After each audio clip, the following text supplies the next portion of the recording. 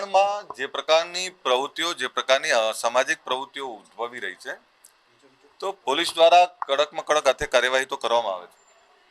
ગુજરાતના નાયબ મુખ્યમંત્રી જ્યારે કહેતા હોય કે કોઈ પણ ચમરબંધીને છોડવામાં નહીં આવે, એનો દાખલો આપણે અહીંયા પણ જોયો છે ને ગુજરાતમાં પણ જોયો છે। પરંતુ આ બધાની વચ્ચે કોઈ ગુનેગારોના હામી બનતું હોય તો એની સામે પણ સરકાર પોલીસ તંત્ર કડક હાથે કાર્યવાહી કરવા માંગે છે। એક એવા અસામાજિક તત્વો જેણે સામાન્ય લોકોને ખૂબ રંજાડ્યા, એ આ પક્ષે હતા પેલા પક્ષે હતા એના કરતા ગુનેગારની કોઈ જાતિ નથી હોતી અને એવા ગુનેગારોને કડકમાં કડક હાથે કાર્યવાહી કરવાનું રાજ્ય સરકાર અને પોલીસ તંત્ર દ્વારા કરવામાં આવ્યું।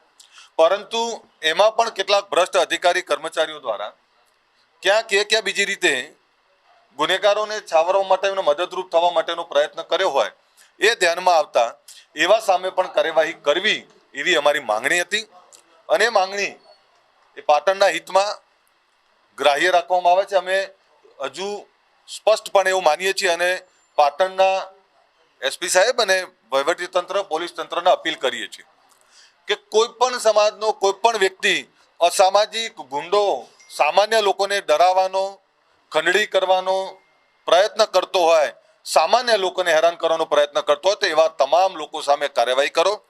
પરંતુ આપણા વિભાગમાં રહેલા લોકો પણ એવા ગુનેગારોના કોઈ હામી ના બને એનું પણ ધ્યાન રાખો।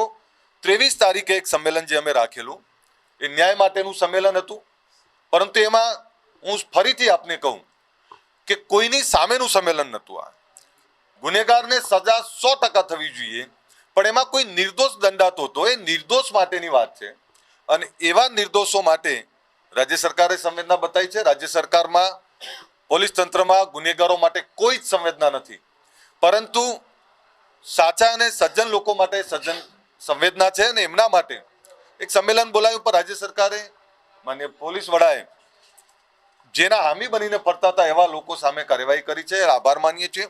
23 તારીખનું સંમેલન આ તબક્કે અમે મોકૂફ રાખીએ છીએ। અમારા આગેવાનો આપને ડિટેલથી વાત કરશે, પરંતુ પોલીસ તંત્રનો આભાર માનું છું અને સાથે અપીલ પણ કરું છું કે કોઈ પણ સમાજના અસામાજિક તત્વને છોડવામાં ના આવે, તમામ લોકોને જાહેર કરવામાં આવે ને એની સામે કાર્યવાહી કરવામાં આવે। અસામાજિક તત્વોને કોણ સાવરતું હશે?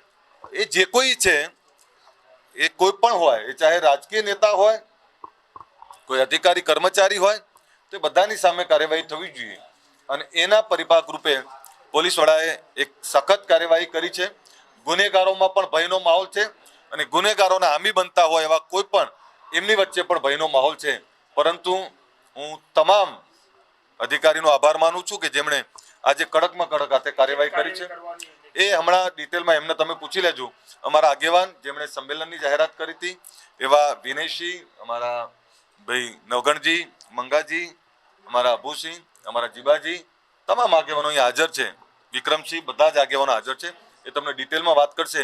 મારું કામ હતું રાજ્ય સરકાર, સમાજ અને બધાની સાથે રાખી સામાન્ય લોકોને કેવી રીતે મદદરૂપ થવું। ફરીથી પાટણના નગરજનોને કહું છું, પાટણના જિલ્લાના તમામ લોકોને કહું છું, કોઈ પણ અસામાજિક તત્વો ઊંચો થતો હોય તો આગેવાનો, પોલીસ, અમને બધાને જાણ કરો, કોઈને બક્ષવામાં નહીં આવે।